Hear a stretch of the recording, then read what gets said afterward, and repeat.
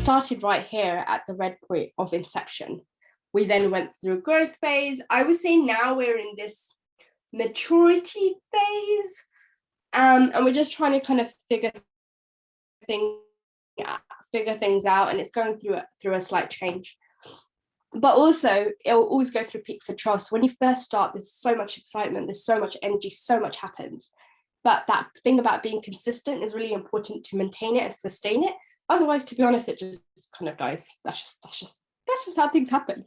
And I've also learned that it's okay. It's okay if things die too, because sometimes you might just need to build a community and have that community in your life for a certain point in your life. And then after that, it's not needed anymore. But there might be somebody else who might want to take it from you and carry on with that community. And for me, communities ultimately, they're defined by who doesn't belong. You know, they exclude. So especially here in the UK, as I mentioned, you know, Muslims, Pakistanis, we're a minority compared to the rest of the population. When we're creating communities, we're often thinking about, okay, you've got to be a Muslim to be part of this community, or, you know, whatever it is, there's specific characteristics, or maybe you have to be under 25 because this is a youthful community, whatever it is. Ultimately, communities kind of come from a sense of exclusion, but then through that sense of exclusion, you create inclusion. So I guess my top tips. So as I mentioned, Muslamic makers, community of change makers, we upskill and pioneer. You know, we pretty much up, and we were like, I was like, oh, I had a similar idea about setting up a Muslim community, but I thought not many people would turn up. It starts with 2, because you know what? 2 of us came together, we did our first event, and a whole room filled out. And that's how, this is taken from our first event that we ever did in 2016. And from there, I can help Muslamic makers with, we started to get other people who were interested in helping us build this community. And, you know, lots of awesome things have happened. I should update this slide, but we have over 1,000 members now, and it's 6 years now. And yeah, you know, we've got to work with lots of different brands too, and lots of different events, programs. You know, we've done skills programs, etc. too. Lots of different speaking topics about Islamic tech, fintech, lots, you know, podcasting, all these kind of different events we've been able to hold. But one of the things I've learned is being data driven is very important. So it's really important to understand who your community is. And our community, I would say the core of our community sits on Slack. Slack is like a messenger tool, a bit like a WhatsApp group, but a bit more organized. So for us, we've got 1,000, more than 1,000 members in there. And they, for me, are the core people. They're the people that are super engaged in Muslamic makers. They want to talk to other people. They want to be involved. They want to come to events. They just like are super people, super fans, super involved, super community members. Then I would say there's an outer layer of our community, which is, you know, we have people who just may come to an event once or twice a year.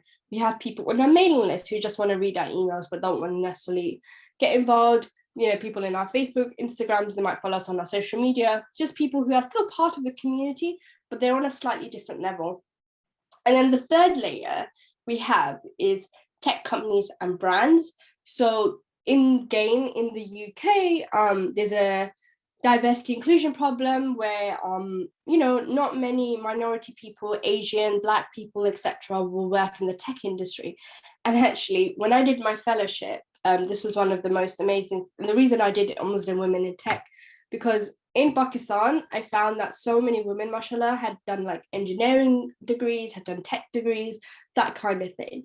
But here in the UK, not many women do that, surprisingly. So actually, Pakistan was like way ahead, you know, way ahead of the game, and like doing so much better in getting more women into tech than actually UK was.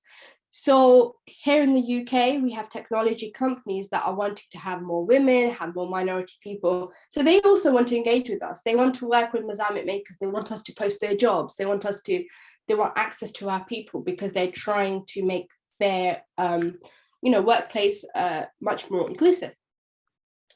And so our makeup of our community, we've got a good percentage of software engineer, technical people. We've got lots of CEO founders, people into data design, students. This data is so valuable. And that's why I always say when you're starting a community, it's really important to think about the data you want to collect.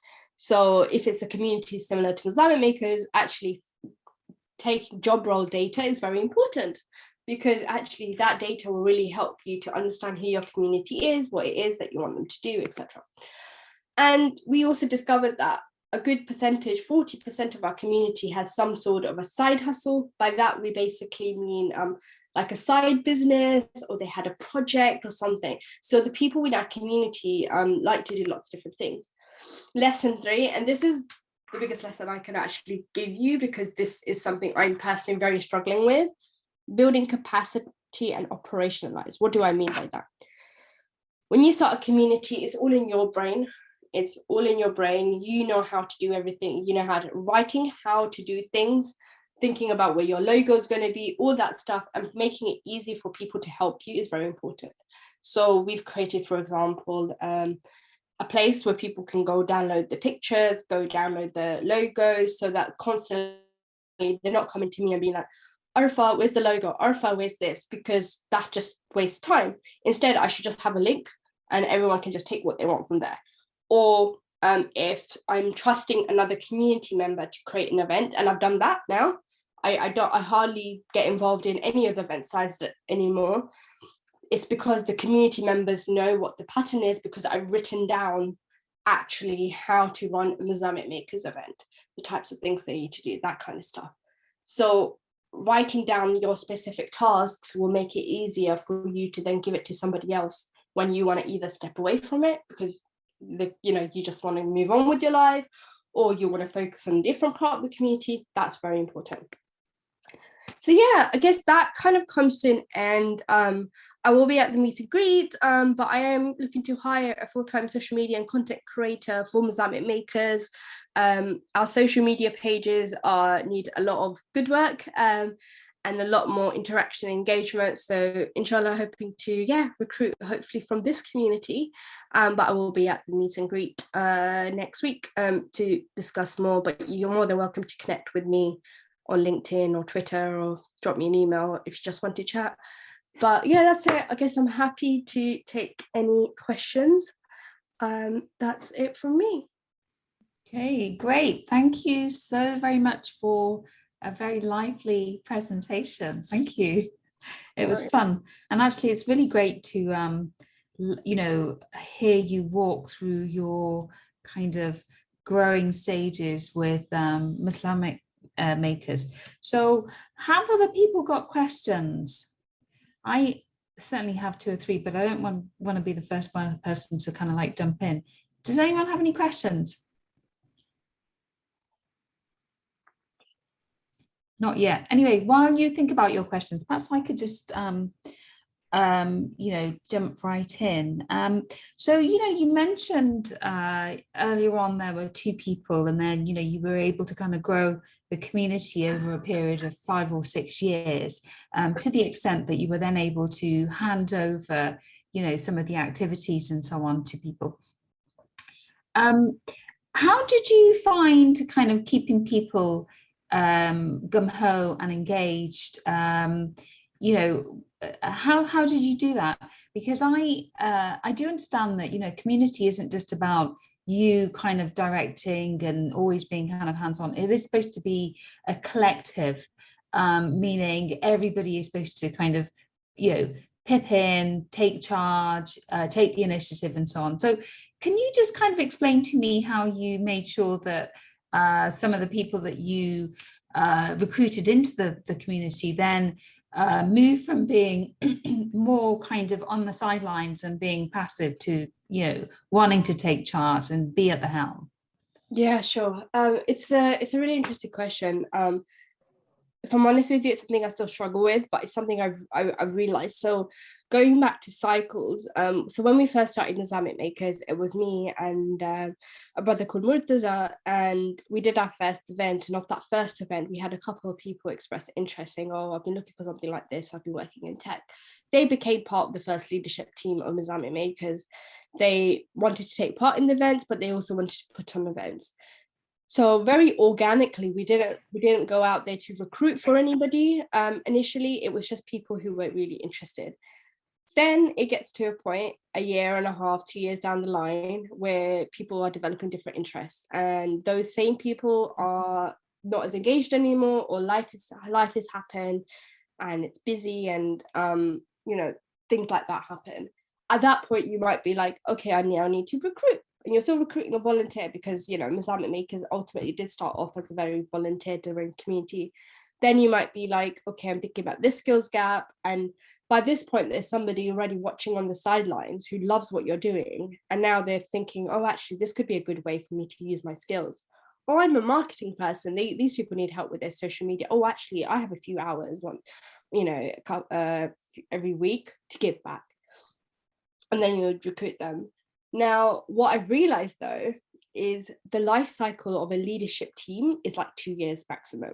So I've been through, Muslamic Makers now is in its 6th year, and then I would say I've been through probably now two, and now I'm at the point where I need to recruit another one. So in 2020, during COVID pandemic, at that point it was just me left. Everybody had kind of moved on, and I was trying to figure out what to do with Muslamic Makers. So I had to literally put an advert out to the community. Naturally, there were 1 or 2 people I was just chatting to anyways that wanted to get involved. Then there were some people I formally recruited, and that became the new leadership team. 2 years later, I'm having the same problem, where people have now got businesses and they've got startups and they can't commit as much.